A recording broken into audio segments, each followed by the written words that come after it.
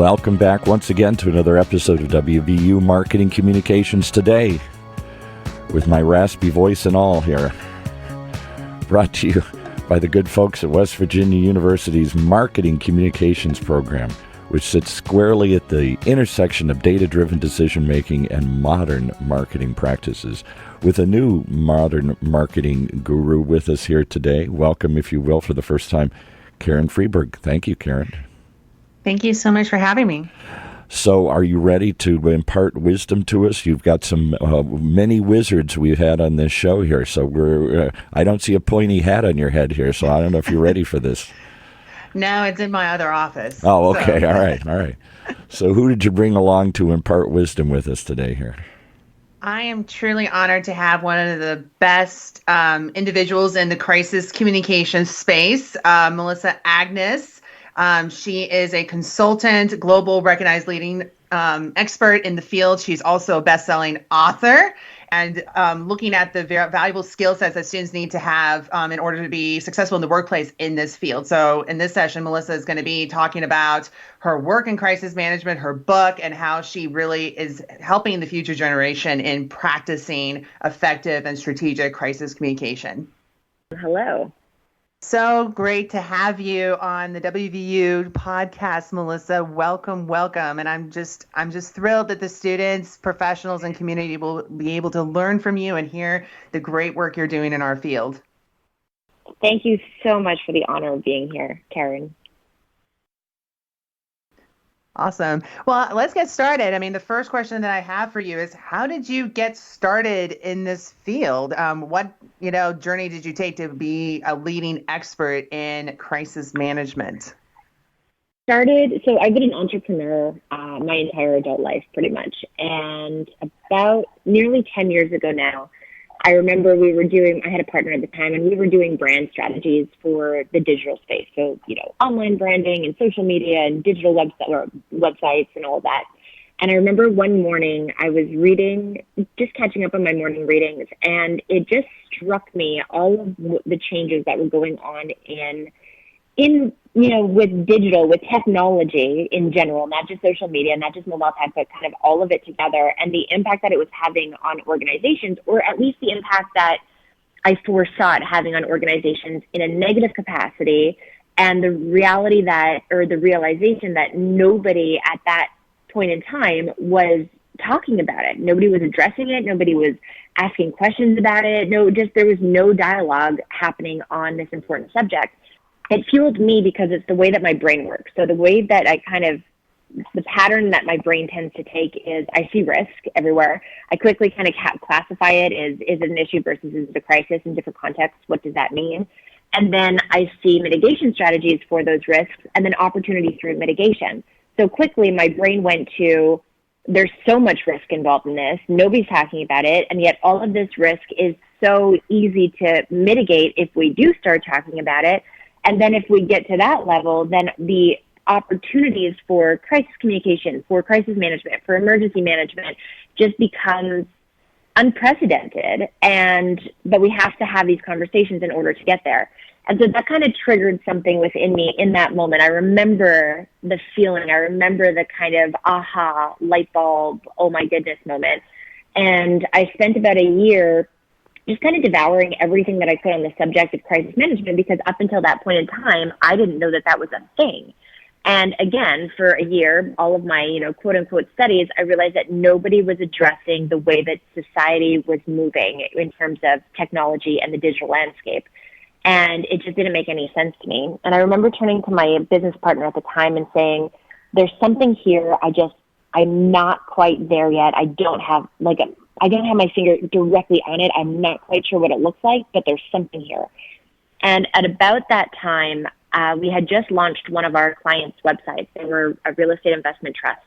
So a public company that invests in real estate, with their primary stakeholders being their investors.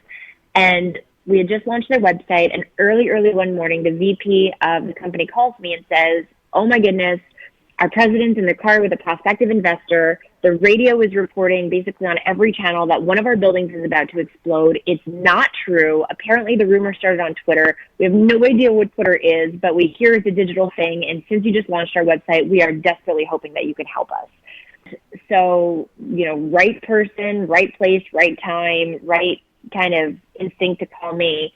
And within half an hour, I had the entire situation reversed. And the next day, the president of the company called to say not only had their unit price, which is their stock price, not only had it not gone down since the day before, but it had actually gone up. So they had actually increased stakeholder, trust in the market, in their market. And so he thanked me. And it was that moment that I went, oh my goodness, I could be of service. Like, this is something that is needed and is going to increasingly be needed. And this is what I want to do. And turned to my partner and I said, this is what I want to do. And he said, okay. And what I did was, I was a young entrepreneur. I didn't have any marketing budget at the time.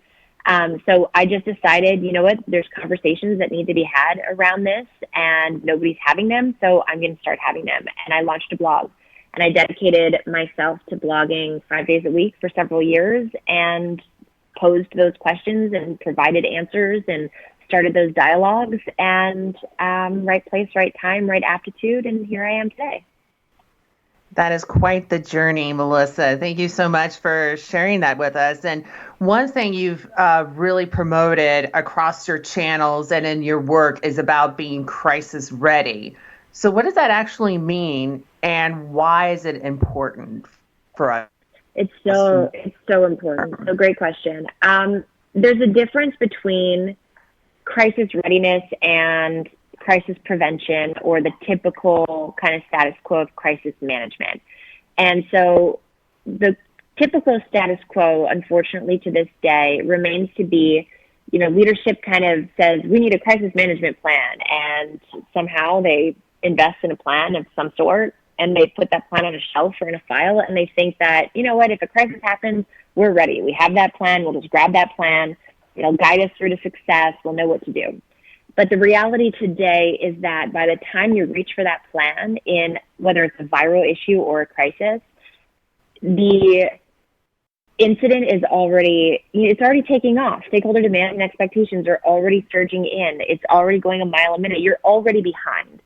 So the whole concept, the whole premise of being crisis ready is that you're not dependent on a stagnant plan that's sitting on a shelf somewhere that does a disservice to you and your organization and its stakeholders. Instead, you're looking at crisis readiness as a cultural component. So whereby, one, you are culturally, proactively every day preventing the preventable risks, because if they're preventable, why would they not be prevented? And then two, not every risk is preventable. So in the event that an incident happens, be it an issue or crisis, it doesn't matter. You have an entire team that is instinctively and intuitively able to detect it in real time, which gives you, a head start on managing it, responding to it effectively.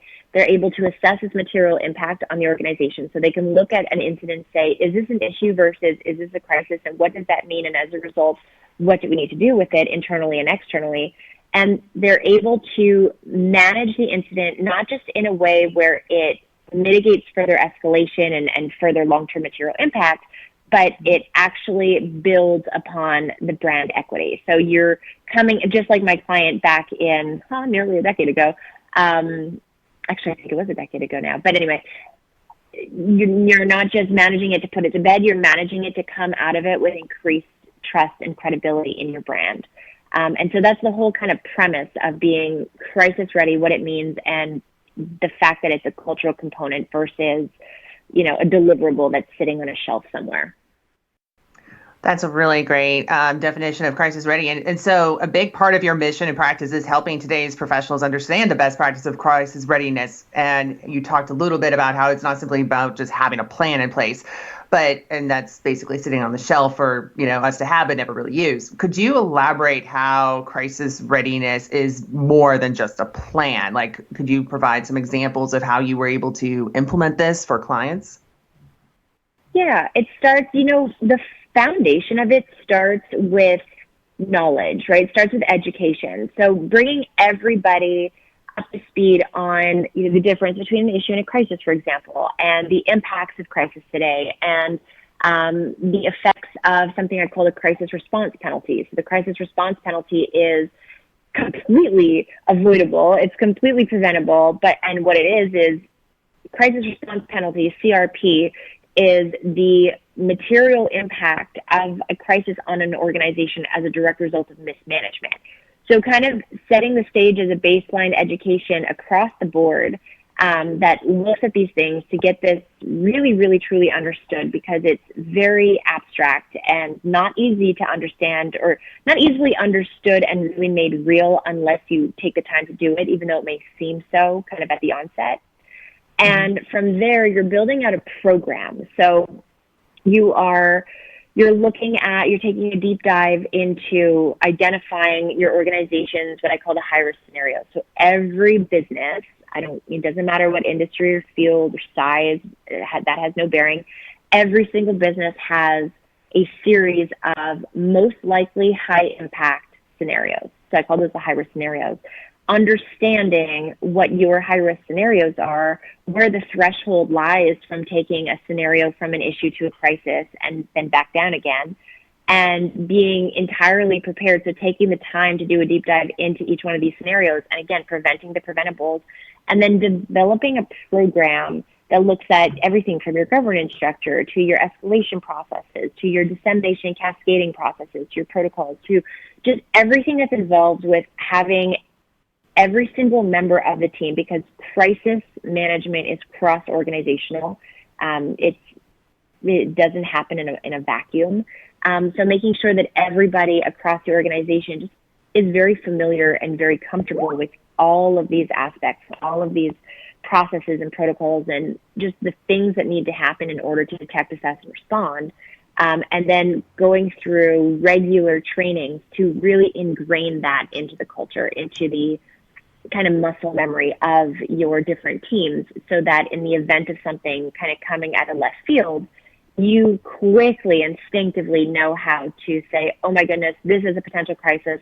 Here's what we have to do. Everybody does it, de-escalate it down to issue level, and then from there, de-escalate it down to non-issue level. Did that make sense?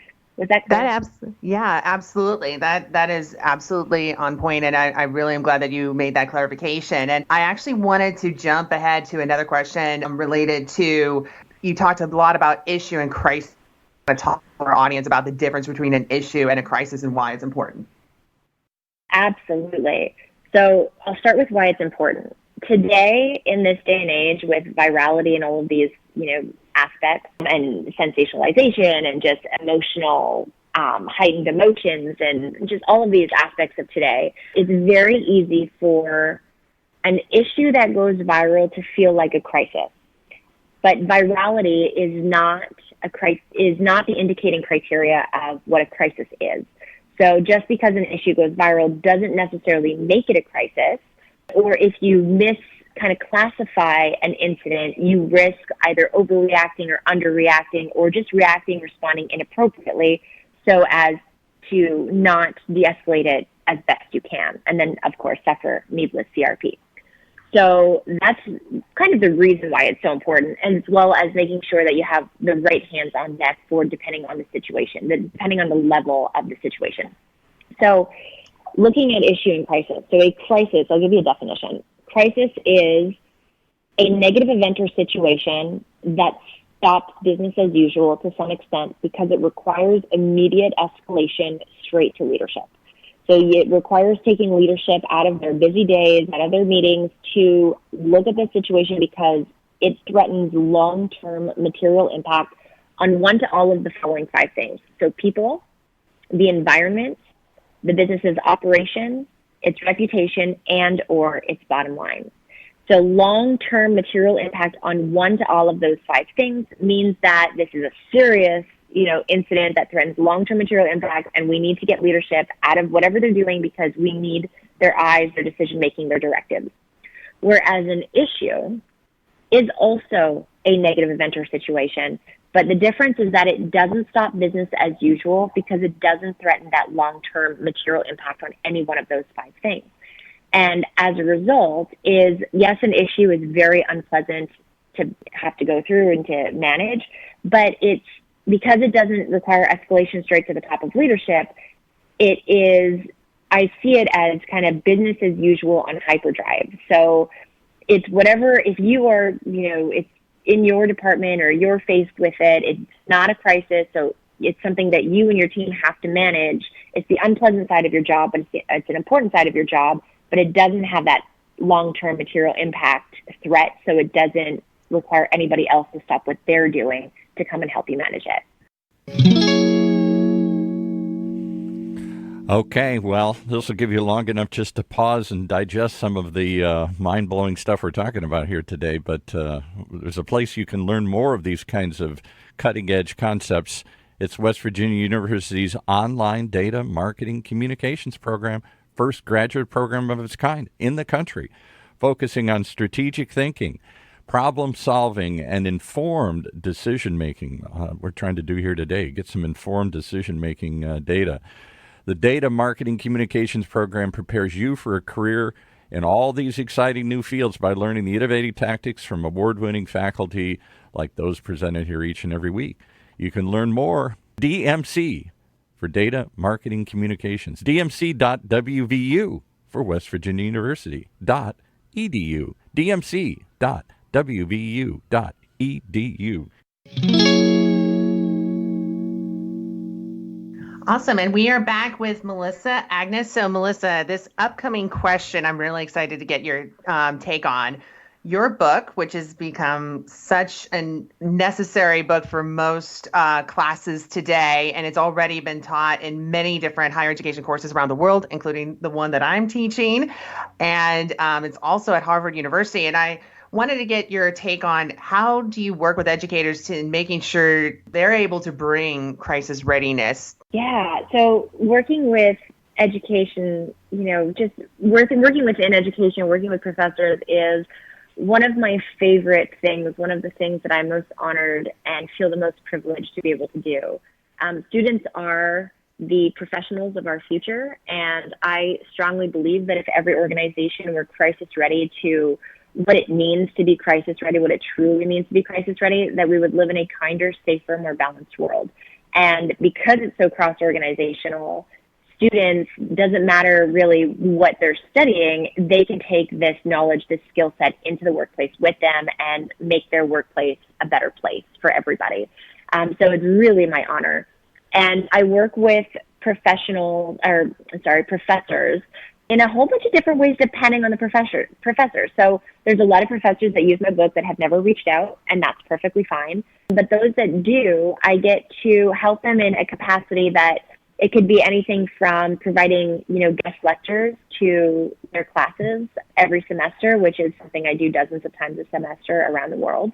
It could be go even further than that. So to the fullest extreme, let's just say that kind of one extreme, one end of the spectrum, right through to the fullest end of the spectrum is there's a few professors where I have helped them develop their entire curriculum around the book. And then, everything from each week, what their course looks like, how it correlates to the book, what are the key takeaways and the key aspects of crisis readiness that they're teaching, straight through to what they're testing on, and ultimately what the end of semester project looks like, and then helping to grade those projects. And I love that because that's often how I get my interns, which is by grading projects and going, oh my goodness, I could teach this person could learn from me, and they're already a certain kind of caliber and they have a passion for it. So let's see if we can do an internship and bring them on board. So kind of full spectrum, that's what that can and does look like. That is amazing. And for all of our listeners here on this podcast, definitely check out Crisis Ready. It is an excellent book. My students love it. I've been using it for the last couple of years. One bookshelf that they're like, I'm going to keep this, Dr. Freeberg, after the semester. So congratulations awesome. Again, Melissa, on the success of your book. And another question that I have for you is, what are some common mistakes you do still see professionals make in the field? Absolutely. So I think the biggest mistake is, for whatever reason, not becoming crisis ready. That just leaves you the most vulnerable, the most exposed. Some other mistakes that I see are an fear to communicate, and therefore a lack of communication leads to massive CRP. So successful crisis management requires simultaneous and effective action, so the right actions to be taken to actually manage the incident, while you simultaneously communicate effective with everybody that matters to the brand, every stakeholder group that needs to be communicated with. And oftentimes the communication side of things can be very nerve-wracking. It can be very intimidating. It could feel like, oh, if we do that, it's going to, make things worse, when in fact that's the complete opposite of what it does. Or it's looking at, in the past, legal tended to kind of say no comment. That's how we're going to mitigate our legal risks. And yet no comment just augments the risks and the CRP levels. So, and then a third one that I see often is not having the right people, basically not having every stakeholder group represented at the crisis management table. And when that happens, then you do not have a 360-degree look or feel or insight into the different impacts or the full scope of the impacts of the incident on the organization and its stakeholders, and therefore you're going to miss some pieces and either start an issue within a crisis or just not manage the crisis as effectively and as quickly as you otherwise could have. Excellent insights for us to definitely make sure that we are aware of these as we go and practice crisis management in the field. So my last question for you, Melissa, is we're closing up on 2019, entering 2020. What are some upcoming trends we should be looking out for the coming year? I love that question. So the biggest thing that I really am trying to create discussion around is looking at societal trends. So, a lot of organizations, they understand what their high-risk scenarios are. If they've taken the time to identify them, then from there they say, okay, we know what those are, we understand that, and we're banking them. But if you're not in tune with all of the trends and the movements within our society, then you're missing all new exposure that could potentially apply to you, as well as opportunity. And so what I mean by that is things like, for example, the Me Too movement, and everything around that, right? That wasn't just a moment in time. That was a beginning of something needed and new in our society in terms of progression forward. It's here to stay. What kind of risks does that expose you to? Or what kind of risks should you be mindful to? Or what kind of opportunity does that present for you as one? Or another one is just looking at the society's kind of viewpoint on the movement towards everything from an intolerance to discrimination, whether that's, gender discrimination, whether it's racial discrimination, minority discrimination, just doesn't matter what it is, but just discrimination, as well as the way that our society today is leading towards holding organizations accountable for valuing all stakeholders and their impacts, not just shareholder profit.